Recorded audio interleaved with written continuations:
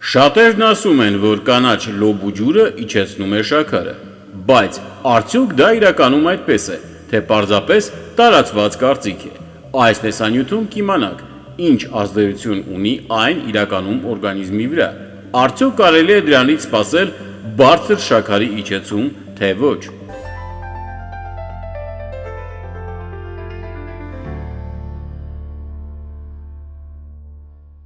Նախ սկսենք շատ պարզից։ Ինչ է դիաբետը։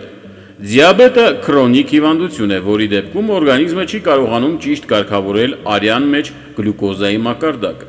Դա հիմնականում կապված է ինսուլինի հետ, որը կամ բավարար քանակով չի արտադրվում, կամ էլ չի գործում այնպես, ինչպես պետք է։ Ինսուլինը այն հորմոնն է, որը օգնում է շաքարը տեղափոխվել արյունից դեպի բջիջներ, էներգիա ստանալու համար։ Երբ այս համակարգը խախտվում է, շաքարը սկսում է կուտակվել արյան մեջ, եւ ժամանակի ընթացքում դա կարող է վնասել տարբեր օրգաններ՝ սիրտը, երիկամները, աչքերը եւ նյարդային համակարգը։ Հենց դրա համար է դիաբետի դեպքում ամենակարևորը ոչ թե միայն մեկ միջոցը, այլ ամբողջական վերահսկումը՝ սննդակարգ, շարժում եւ բժշկական հետևում։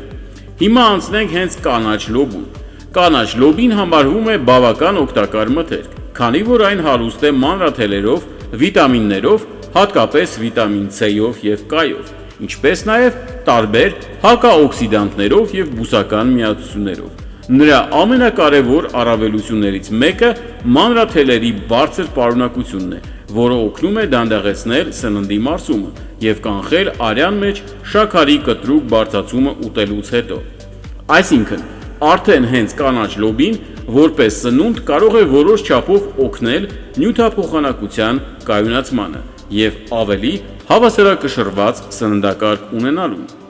Բայց հիմա գալիս ենք ամենահետաքրքիր եւ ամենաշատ քննարկվող թեմային՝ կանաչ լոբու ջուրը։ Երբ մարդիկ ասում են լոբու ջուր, հիմնականում նկատի ունեն կամ եփած լոբու ջուրը կամ այն ջուրը, որտեղ լոբին որոշ ժամանակ թրմվել է։ Շատերն այն օգտագործում են որպես բնական միջոց, հույս ունենալով, որ դա կարող է իջեցնել շաքարը կամ նույնիսկ փոխարինել որոշ բուժական քայլերի։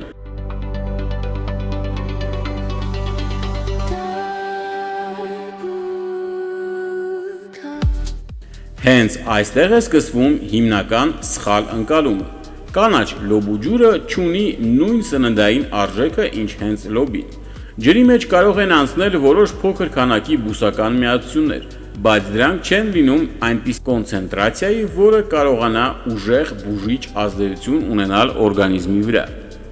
Այդ պատճառով մարդիկ հաճախ չափազանցացնում են դրա ազդեցությունը։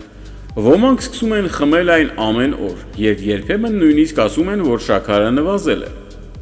Բայց այստեղ պետք է հասկանալ, նման փոփոխությունները միշտ չէ, որ գալիս են հենց լոբու ջրից։ Շատ դեպքերում դրանք պայմանավորված են ընդհանուր սննդակարգի փոփոխությամբ, ավելի քիչ քաղցր օգտագործելով, ավելի շատ ջուր խմելով կամ պարզապես օրգանիզմի բնական տատանումներով, որոնք նորմալ են օրվա ընթացքում։ Այո, կանաչ լոբու ջուրը կարող է ունենալ որոշակի անուղղակի ազդեցություններ։ Օրինակ, այն կարող է փոքր-ինչ օգնել մարսողությանը, կարող է նպաստել ավելի թեթև զգացմանը ստամոքսում եւ որոշ մարդկանց մոտ կարող է նույնիսկ նվազեցնել քաղցի զգացումը, ինչը անուղղակիորեն կարող է օգնել քաշի վերահսկմանը։ Իսկ քաշի վերահսկումը արդեն կարևոր գործոն է շաքարի կարգավորման մեջ։ Բայց այստեղ շատ կարևոր է ընդգծել. սա բուժում չէ եւ այն չի կարող փոխարինել դիաբետի հիմնական կառավարմանը։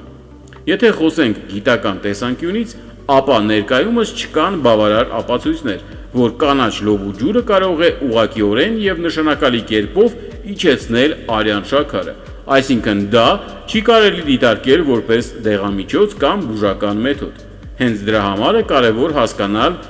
տարբերությունը օժանդակ ազդեցություն եւ բուժիչ ազդեցություն։ Կանաչ լոբու ջուրը լավագույն դեպքում կարող է լինել օժանդակ գործոն առողջ սննդակարգի մեջ, բայց ոչ երբեք հիմնական լուծում։ Եթե մարդը ունի շաքարի խնդիր, ապա ամենակարևորը համակցված մոտեցումն է։ Առաջինը ճիշտ սննդակարգ։ Դա նշանակում է սահմանափակել արագ ածխաջրերը, քաղցրավենիք, սպիտակ հաց, գազավորված ըմպելիքներ։ Փոխարենը պետք է ավելացնել բանջարեղեն, ամբողջական հացահատիկներ, մանրաթելերով հարուստ սնունդ եւ բավարար սպիտակուց։ Երկրորդը ֆիզիկական ակտիվություն։ Նույնիսկ ամենօրյա պարզ քայլքը կարող է օգնել օրգանիզմին ավելի լավ օգտագործել գլյուկոզան եւ բարելավել ինսուլինի զգայունությունը։ Երրորդը քաշի վերահսկում։ Շատ դեպքերում նույնիսկ փոքր քաշի նվազեցումը կարող է զգալիորեն բարելավել շաքարի մակարդակը։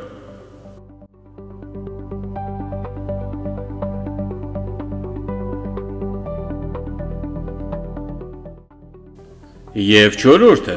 բժշկի վերահսկում եւ անհրաժեշտության դեպքում դեղորայքային բուժում, որը ամենակարևոր հիմքն է։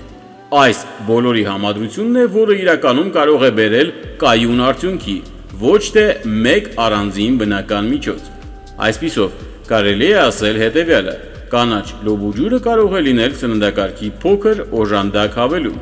որը որոշ մարդկանց մոտ կարող է ունենալ թեթև դրական ազդեցություններ մարսողության կամ ընդհանուր զգացողության վրա, բայց այն չի հանդիսանում արյան շաքարը իջեցնող բուժիչ միջոց, իսկ իրական առողջության բանալին ոչ թե մեկ հրաշք բաղադրիչն է, այլ ամբողջ ապրելակերպը՝ սնունդ, շարժում, վերահսկում եւ հետևողականություն։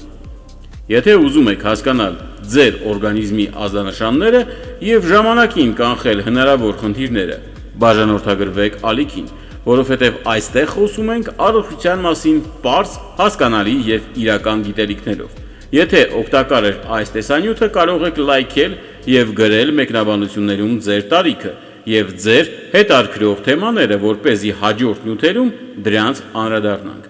Ամփոփելով հիշեք, որ առողջությունը կախված չէ մեկ առանձին խմիչքից կամ հրաշք միջոցից, այլ ձեր ամենօրյա ընտրություններից, սննդից, շարժումից եւ ձեր օրգանիզմին ուշադրություն դարձնելուց։